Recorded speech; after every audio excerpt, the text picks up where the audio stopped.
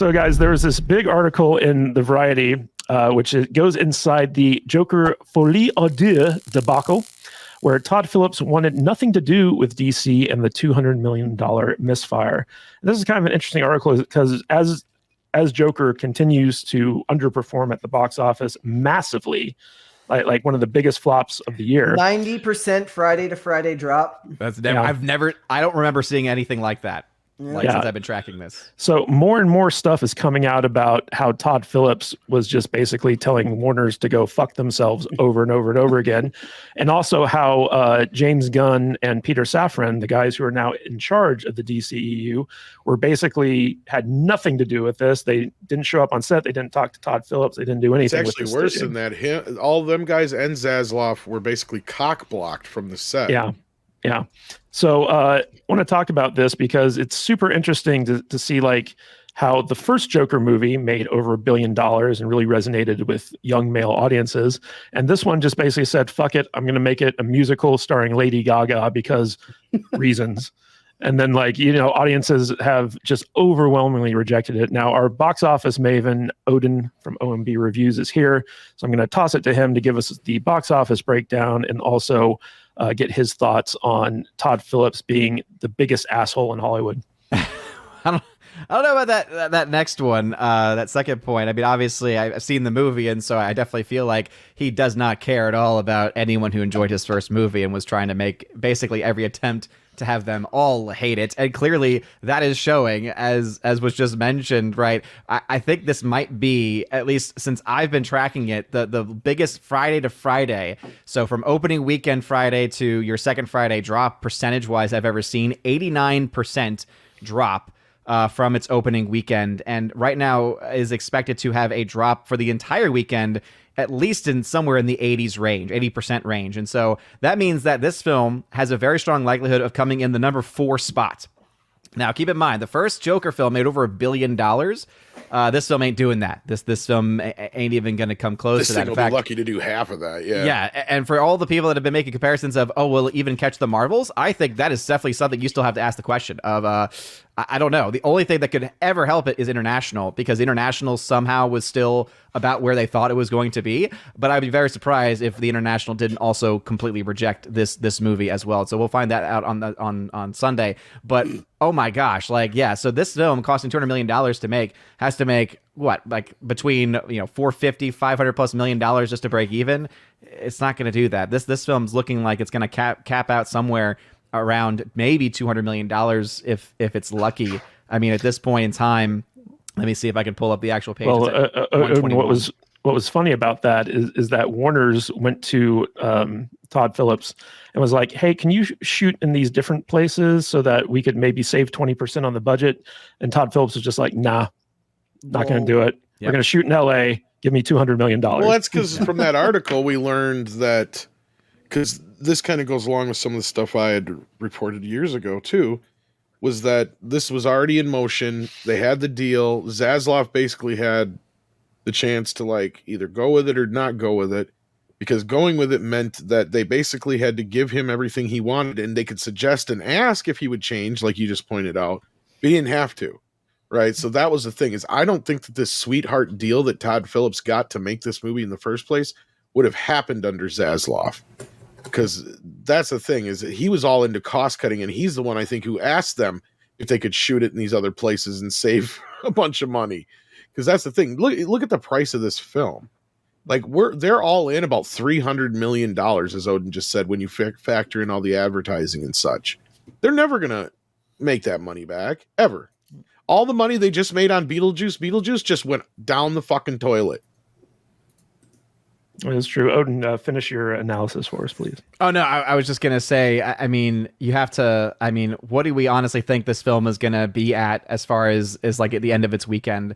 As of right now, it's still only being reported as being around $121 million worldwide as of right now.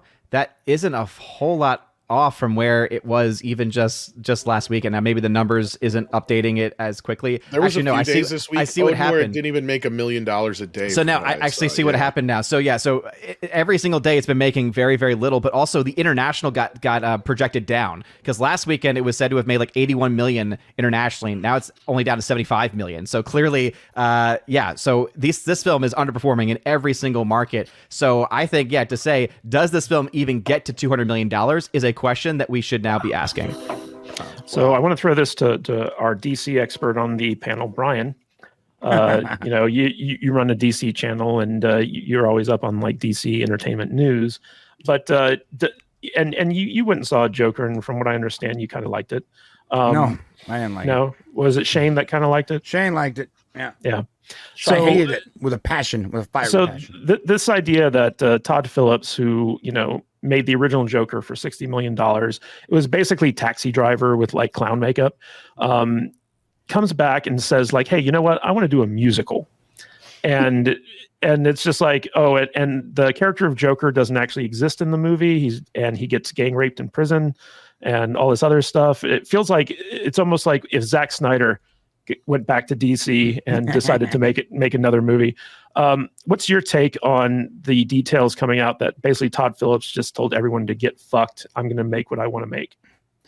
Yeah, my take on it was, I believe that he accidentally made a really good movie for the first movie. And you got to hear me out on this. So I think he was trying to make the typical, Hollywood bullcrap where the villain is, the white, straight, male, incel, living with his mom, can't get a girl. Paint the bad guy as the villain, right? Paint the villain as what is the current villain. If you look and listen to the Hollywood message, is exactly that. White, straight males. That's the current villain in Hollywood, everywhere. So he tried to paint that. And you have Joaquin Phoenix, who's a very good actor. And maybe his creativity came through, and they made this guy actually likable. And they made the message something that people can resonate with, where he literally shoots the media in the face. And so you have a movie that resonates with a lot of people who feel very downtrodden. And even if you don't feel downtrodden, you can see how his actions make sense, even if he's the villain, right? And then incels liked it. And we liked it.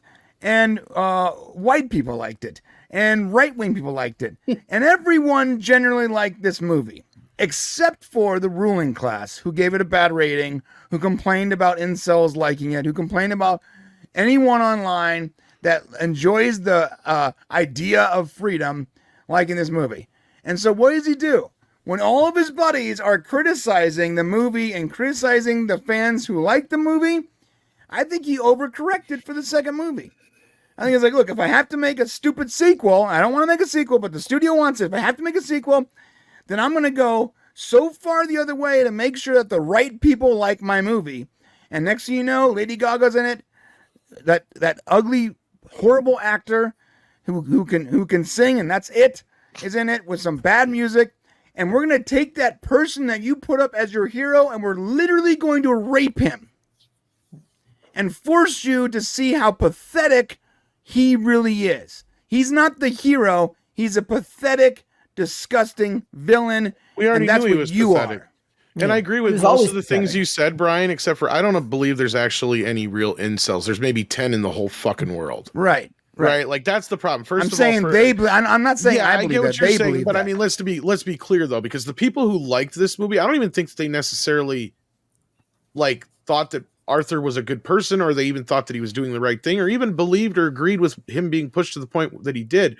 What we saw though was a believable story. I don't think anybody necessarily was sympathizing with him, or maybe even empathizing a little bit, but they definitely weren't relating to him. I think what we saw was an excellent kind of version of that One Bad Day Joker story. And that's what I think surprised a lot of fans, me being one of them, because I went into this thing kicking and screaming, expecting to hate it. In fact, it was one of those few times I was kind of chomping in the big, going, I can't wait to get out of this thing so I can go rip it apart. Right. And then I was after doing it the was same done, thing. and I'm like, holy shit, they made me believe that this weak-willed little sap could have one bad day happen to him after having a lifetime of, bad days, Right. turn him into the Joker. I can believe that. And I see what you did here. You went and you did one of those episodes where they always do them on a TV show or whatever, where, they'll take It's a Wonderful Life or a Christmas Carol and they'll do that episode. You know what I mean? So it's basically an also ran Elseworlds graphic novel where they took the idea of Taxi Driver meets King of Comedy and put Joker in it. Cool. I get it. But I think that the other half is beyond the other stuff that I think that the audience is just whole cloth starting to reject superhero comic book stuff in general. Because I would think that, and I don't know if Odin agrees with me or not, I think a lot of people, especially us that kind of look at this stuff and analyze it, were more surprised that there just wasn't just some pure curiosity from the general audience who doesn't follow all this stuff that we do or wouldn't normally care about this. But I didn't even see any interest in this movie whatsoever going into it. Because even this kind of movie, normally when we know it's going to be a train wreck, I still see my normie friends on like Facebook and Twitter and stuff talking like, tagging their, boyfriend or whoever and saying, oh, we got to go see this. I only saw one person say that for Joker. Yeah. That's the other thing that's not being mentioned here is how much the media worked against them in the first movie, which actually ended up benefiting them greatly, meaning that there was a lot of organic interest from people that don't follow this stuff because the media was saying that this was going to lead to the first Joker was going to lead to some awful thing happening, which I kind of use my dad as a barometer. If my dad has heard about something going on, then it's made it out of my bubble or this echo chamber, whatever you want to call it, and makes it into the mainstream. And I said early on, now that the media is all in on the sequel because they've got Gaga involved, whatever reason they decided they were in on it for this time, that kills that organic interest that came from the original film. It's no longer daring or risky. It's just part of everything. And on top of that, it wasn't advertised in a way that really, really sold it to normies. Well, Brett, one of the more interesting parts of this article to me was where they talked about how Bradley Cooper was the producer of the original Joker movie. And apparently he was the only one who could kind of rein in Todd Phillips. And the article talks about how Bradley Cooper has very good kind of like instincts about like commercialism and what's going to hit and what resonates with audiences. And apparently him and Todd Phillips had a falling out and he stepped away from producing this movie. And so there was literally no one on staff to kind of like tell Todd Phillips, like put Todd Phillips in his place or tell him no or anything like that. So what do you think about the Bradley Cooper effect on this film? You have to find a middle ground, right? So we talk a lot about how Marvel they don't even hire directors anymore. They cast directors because if you cast somebody who's done one short film and a movie nobody's seen, you're going to be able to control the product that comes out of it, right? Even they talk about George Lucas. Once, people started being yes men and there was nobody to rein him in, it made the product objectively worse. You need to find a middle ground between giving a director a leash, but it has to be long enough to allow them to be creative while also having somebody, whether it's Bradley Cooper or the bean counters that say, look, this isn't going to actually make us any money. Somebody has to be able to reel them back in and put them back on course because people kept talking about, art being daring. I'm like, well, you're not making art. You're making commercial art. It's vastly different. Your goal is that a lot of people are paying you a lot of money and giving you a lot of capital to produce something that is going to bring them a return on their investment. And if you just let it go this way, if you don't have Bradley Cooper reining him in, and it is funny that he's not involved in this, given that he did A Star is Born with Lady Gaga. Would have been great to have him on set for something like this, right? It's bad for those who want directors that will be allowed to execute their vision, but it's also good because it means that when these projects fail, you have to be reined in and somebody has to tell you, you need to be allowed to be creative, but you shouldn't be allowed to just run amok and tell David Zaslav, the head of the studio, that he can't be involved in the production of this film. Right. Mr. Butters, I can remember when the original Joker came out, like we had just started doing the podcast. And we all went and saw it in the theater, and we were all very pleasantly surprised at how good we thought it was. I haven't bothered to watch the sequel. I know you haven't bothered to watch it. Why do you think normies, by and large, are rejecting the sequel? I mean, I didn't watch it simply because I I just wasn't interested in it. I looked at the marketing, I looked at the kind of movie it was. I just don't think it was a movie that resonated with me. I wasn't interested in watching a musical take on Joker and his adventures with Lady Gaga. It just wasn't something that I wanted to see. And honestly, I kind of forgot it was even out in the theaters after it first came out. I didn't even think about it a single time this week. It's just one of those movies that never hit with me. I mean, I've kind of been feeling that way about most things in the theater here recently. There's nothing out there that is even remotely interesting to me that I want to spend money on it to go see right now. It's very strange because I'm usually not like that. I love going to the movies, but right now there's just nothing out there that I want to go spend money on, and this included. So I think I kind of have a general sense of apathy or something towards what's going on out there right now. So I would recommend. I think I just kind of fell into it. So yeah. I'd recommend The Wild Robot. It's a fun film. I don't think that's out in theaters yet, though, is it? It is. It is? Okay. Well, Odin, real quick, as we wrap up this talk of Joker 2, one of the interesting things about Joker 2 is that it got like a D cinema score. And for those of you out there who don't know how cinema score works, cinema score isn't how good of a movie it is. That's not the ranking. The ranking is how effective the marketing of the movie was opening night of the film. And basically, this movie got a lower cinema score than Madam Web and the Marvels. The Marvels got a D plus. This one got a D. So Odin, can you give us a breakdown of what it means to get a D on the cinema score for a $200 million movie?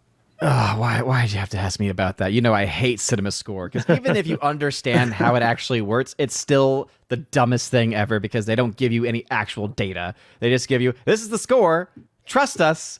I actually much prefer a place like ComScore and the post track, because the post track to me was hilarious. Basically, what they ask people after the film is how they would overall rank the film. Would they give it a strong recommend? Exactly like what kind of like scale would it be? And it got a half star. It got a half star post track score. That's just their general thoughts on the film. And then I was trying to pull up the number on what the actual recommend was, but it was also very, very low as well. And so essentially what this means, though, is that not only did the film not get to any new audiences, right? And this is what typically when we see in franchises or in films in general, like John Wick, a great example, where you had a pretty decent showing the first time around, but then it built its audience because of it doing really well on DVD and Blu-ray and 4K and streaming. And then all of a sudden you have John Wick 2 do even better, John Wick 3 do even better. And the only one that did not do the same amount better than the previous film was John Wick 4, but even that one still did well. Like that still did about as much as it needed to. In this case, even with the pre-sales for it, it was already looking at doing half of the first film. It ended up doing about a third of what the first film's domestic opening was. And now with how it's tracking, it's going to do even worse than that in the long run. And so I think that the cinema score post track more reliable, I think, ultimately just shows that the people who even were convinced to go see the movie did not enjoy it almost universally.